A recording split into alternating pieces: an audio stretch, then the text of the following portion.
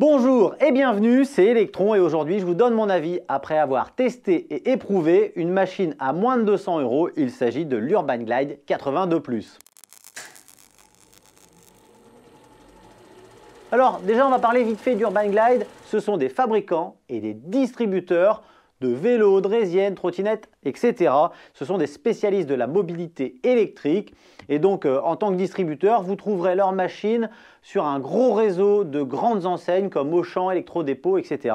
Bien entendu, en description, je vais vous mettre le lien de leur site internet et de leurs réseaux sociaux si vous voulez avoir plus d'infos et voir leurs différents modèles. En parlant de modèles, celui qui nous intéresse aujourd'hui, c'est donc la 82+. Elle a des déclinaisons, vous allez la trouver en S, vous allez la trouver en 85, donc il y a des petites différences de batterie, etc. Mais l'avis d'aujourd'hui, comme il va venir parler de tout, du châssis, de façon de plier, le lock, le guidon, le compteur, etc., eh bien les informations de cette vidéo pourront vous servir si vous cherchez un autre modèle de la marque. D'ailleurs, j'ai des collègues qui ont déjà des trottinettes Urban Glide. J'en ai deux qui l'ont depuis plus d'1 an chacun. Donc il y en a un, ça fait 1 an, l'autre, ça fait 2 ans. Ils utilisent leur machine tous les jours. Ils n'ont pas eu de soucis, ils sont très contents. Pour des machines qu'ils ont payées eux aussi moins de 200 €, elles ont très bien vieilli. Donc ça, c'est très rassurant et ça m'encourageait vivement à me dire qu'il fallait absolument essayer cette machine. Donc dans un premier temps, ce qu'on va faire, c'est parler du moteur. Un moteur de 36 volts qui a une accélération assez linéaire. Il n'est pas fulgurant, mais il est confortable, silencieux et il va vous emmener à 25 km/h compteur. Écoutez, il est bien silencieux et aussi ils ont pris le parti pris, ça se fait de moins en moins, de garder le régulateur de vitesse. Donc ça, c'est plutôt cool. Au niveau des roues, on a donc du 8 pouces, 2,5 de large. Certains fabricants appellent ça confort et effectivement, ils font bien le taf, ils sont silencieux, il y a un très bon grip sur sol sec et sur sol humide et du coup, eh bien, on a une trottinette qui est vraiment sympa à rider, sur laquelle on va trouver énormément de place, mine de rien, pour une compacte. On a quand même un deck qui est relativement long, qui n'est pas forcément super large, mais sur lequel on va réussir à trouver plusieurs positions avec un très bon grip. Un petit grip qui va s'abîmer à la longue avec la poignée de pliage, mais sinon dans l'ensemble qui est vraiment très bien réussi. À l'arrière, on a donc ce garde-boue qui va servir de frein et qui va aussi nous protéger contre les éclaboussures. Ce n'est pas une trottinette qui est recommandée pour rouler sur la pluie. Comme d'habitude, moi j'ai tout essayé. Zéro projection à l'arrière, pas de projection à l'avant non plus. Donc ça, c'est positif. Au niveau de l'arrière ici, de la fixation de la roue, c'est vrai qu'on aurait pu avoir un cache pour avoir une finition un tout petit peu mieux finie. Mais on a des roulements qui semblent de qualité, qui sont très silencieux et vraiment un bon roulage. Sous le deck, là en dessous, on a un amortisseur arrière qui fait très bien le taf. On a une bonne souplesse, on a un châssis assez smooth. À l'avant, on a également un amortisseur un petit peu plus rigide, lui, qui va gommer aussi les imperfections, qui donne un bon confort dans la globalité de la machine et qui va parfois, quand on le sollicite trop, avoir tendance à claquer un petit peu. Mais sinon, dans l'ensemble, c'est quand même une partie cycle très bien réussie. Alors, le lock, donc comme je vous disais, il est sécurisé. Il est très efficace. Moi, franchement, je l'ai malmené. Je l'ai plié et déplié plusieurs fois. On est plusieurs à l'avoir essayé et à l'avoir malmené. Il n'y a pas de jeu. Il est très efficace. Il fait carrément son taf. Ça nous donne une trottinette très compacte qui se déplace très facilement. Alors, il y en a un d'entre vous qui m'a posé la question, est-ce que la direction est bloquée quand on plie la trottinette? Vous voyez qu'elle n'est pas bloquée.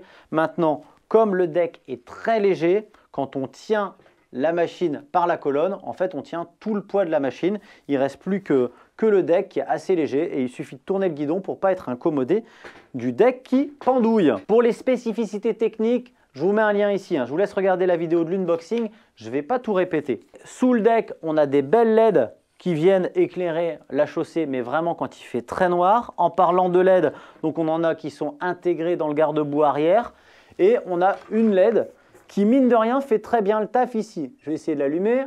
Donc, un appui long pour allumer la machine, un appui pour allumer les LED. Alors là, il y a une petite latence sur le bouton. Donc, il faut connaître un peu sa machine et puis on s'y fait très vite. Il suffit d'appuyer et puis d'attendre un petit moment et la commande vient. Donc, au début, ça peut être déroutant. Une fois qu'on a compris, il n'y a vraiment aucun souci. Quand on fait 2 pressions, on va changer du mode donc 6, 15 et 25 km/h compteur. Alors je rajoute compteur parce que je me suis rendu compte que le compteur, il était un petit peu généreux, qu'on avait tendance plutôt à être aux alentours des 21 km/h que des 25. Mais ça arrive sur énormément de machines. Il est très lisible, donc la vitesse instantanée est très lisible. Le niveau de batterie est également, lui, très lisible et assez précis. Par contre, ce qui va être un petit peu moins lisible, c'est le petit voyant du mode de vitesse enclenché. L'accélérateur, ça se passe sur la gâchette ici à droite, qui a l'air d'être réalisé dans un plastique de qualité. Le freinage électronique, il est ici. Et donc le freinage à pied, il est là derrière. Les poignées, elles ont l'air assez solides. Moi, j'aurais préféré qu'elles aient un diamètre un petit peu supérieur.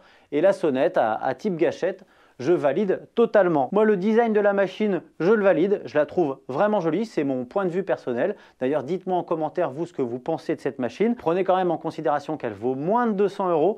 Donc, c'est quand même fou, je trouve, de réussir à sortir des belles machines comme ça, avec une autonomie qui est raisonnable. Je vais vous la donner, j'y viens, vous allez voir. Et une finition qui est somme toute très réussie. Là où je trouve qu'ils ont fait très fort, c'est vraiment dans les pneumatiques, parce que c'est là que souvent les fabricants font des petites économies de bout de chandelle, et les pneus, c'est vraiment la chose la plus importante pour rider en toute sécurité. Là, clairement, les pneus sont de qualité, on a des amortisseurs, de la place sur le deck, il n'y a pas grand-chose de mieux à dire, si ce n'est que, eh bien, on va en venir à la batterie. Donc c'est vrai que pour une machine si confortable et si bien réussie, c'est là que le bas blesse un tout petit peu. Je vais vous parler de l'autonomie. Moi, je l'ai essoré cette machine. J'étais en mode 3, j'ai fait plein de démarrages, j'ai fait quelques montées pour voir comment elle se comportait et j'ai fait exactement 14 km. Vous allez pouvoir en faire plus en levant un petit peu le pouce ou en changeant en mode 2, vous allez faire les 20 km annoncés par la marque, je pense. Mais surtout, vous allez aussi pouvoir vous promener avec le chargeur qui est tout petit. Et ça vous permet de recharger à mi-destination et d'avoir une autonomie carrément correcte pour une machine très compacte qui va s'emmener partout. Il y a un petit truc aussi, c'est qu'en mode trolley, comme tout le poids est dans la colonne, elle se balade et elle se glisse vraiment partout. Donc pareil avec ce guidon qui n'est pas très large, elle est compacte et elle fait carrément le taf. Donc si vous êtes parti sur ce modèle, eh bien lâchez-vous. Vous pouvez aussi regarder les modèles similaires parce que je pense que la conception, elle est la même et tout ça est très très rassurant. Tout cela m'a donné envie d'aller voir d'un petit peu plus près ce qui se passait sur le site d'Urban Glide. Je n'ai pas été déçu. Il y a des vélos, il y a des trucs qui me semblent assez intrigants pour que je m'y repenche d'ici peu. C'est l'heure de vous dire de vous abonner et d'activer la cloche, comme ça vous êtes sûr de rater aucune de mes vidéos. J'espère que cette vidéo vous a plu, n'hésitez pas à mettre un pouce bleu parce que ça me fait toujours plaisir. Moi ce que je fais tout de suite, c'est que je vous dis à tous à très bientôt et je vous souhaite comme d'habitude de bons rides.